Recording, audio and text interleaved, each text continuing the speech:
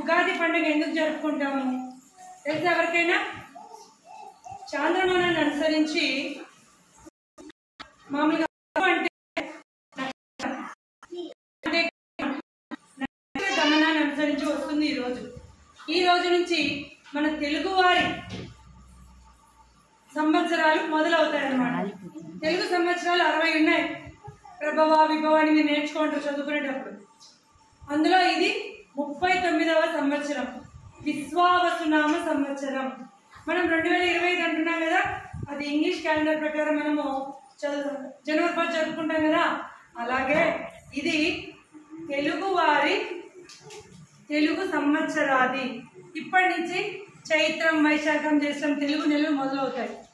మరి నవ చైతన్యానికి నాంది, ప్రకృతి పులకరిస్తుంది అనమాట. ఈ ఉగాది పండుగతో ఎక్కడ చెట్టు చూసినా కూడా పచ్చదనాన్ని సంతరించుకుంటాయి. గమనించారు? ఎక్కడైనా చిగుర్లు పెడుతూ ఉంటాయి, రాలిపోయే ఆకులన్నీ కూడా ఆ చిగుర్లు పెడుతూ ఉంటాయి. మరి ఈ ఉగాది ప్రత్యేకత ఏంటంటే ఉగాది పచ్చడి, పంచాంగ శ్రవణం, తర్వాత కవి సమ్మేళనాలు ఇవన్నీ జరుగుతాయి.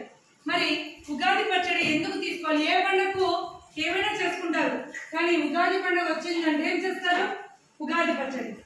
6 రుచులు ఉన్నాయి దీంట్లో: ఉప్పు, పులుపు, తీపి, కారం, చేదు, వగరు. ఎందుకు 6 రుచులు పెట్టారు అంటే ఒట్టి కారం తినగలమా మనము? ఒట్టి వగరు తినగలమా? తినలేం. అదేవిధంగా జీవితంలో కూడా ఏమవుతుందంటే కష్టము, నష్టము, సుఖము, సంతోషం. తీపి ఎంతైనా తినంటే ఇష్టపడతారు, కానీ వేపాకు తినంటే కష్టపడతారు. సంతోషానికి అలవాటు పడతాం, కష్టం వస్తే బాధపడతాం, భయపడతాం. అలా ఉండకూడదు అనే ఉద్దేశంతో ఆ పరమార్థాన్ని తెలిపే విధంగా ఈ ఉగాది పచ్చడిని తయారు చేసి ఆ రోజు అందరూ ప్రసాదంగా స్వీకరిస్తారు. అంటే మనం అన్ని రుచులు తీసుకున్నామో సమంగా, అలాగే మన జీవితంలో కష్టం వచ్చినా, నష్టం వచ్చినా, సుఖం వచ్చినా, సంతోషం వచ్చినా కూడా సమంగా ఉండాలి. సంతోషం వస్తేనే పొంగిపోకూడదు, దుఃఖం వస్తేనే బాధపడకూడదు.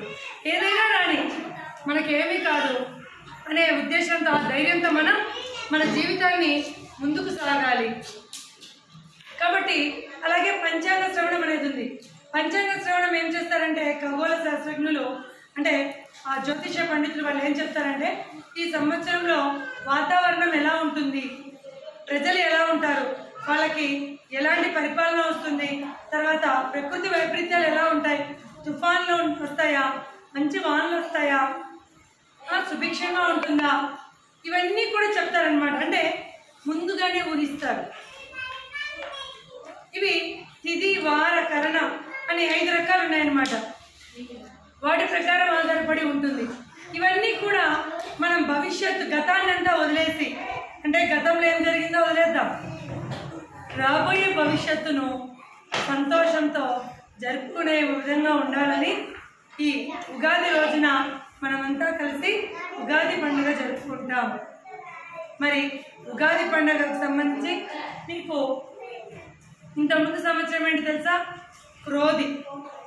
క్రోధి అంటే ఆ పేర్లను ఆ విధంగా పెడతారు ముందుగానే ఊహించి. విశ్వావసు అంటే విశ్వానికి సంబంధించింది. మరి ఈ సంవత్సరము ప్రజలంతా కూడా సుఖ సంతోషాలతో, ఆయురారోగ్యాలతో ఉంటారని పండితులు తెలపడం జరిగింది. కాబట్టి పిల్లలు, పెద్దలు అందరూ మీరు కూడా సుఖ సంతోషాలతో వర్ధిల్లాలని కోరుకుంటూ సెలవు తీసుకుంటున్నాను. మరొకసారి మీకు ఉగాది శుభాకాంక్షలు తెలియజేస్తున్నాను.